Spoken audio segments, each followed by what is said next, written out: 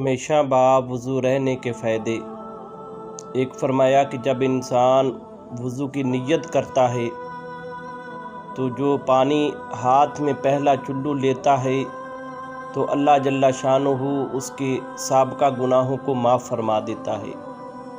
دوسرا فرمایا کہ جب انسان ہمیشہ باوضو رہتا ہے تو اللہ جل شانہ اس کے رزق میں اضافہ فرماتا ہے۔ اور تیسرا فرمایا کہ جو انسان ہمیشہ باوضو رہتا ہے تو جب اسے موت آئے گی تو اس کی موت شہادت کی موت ہوگی۔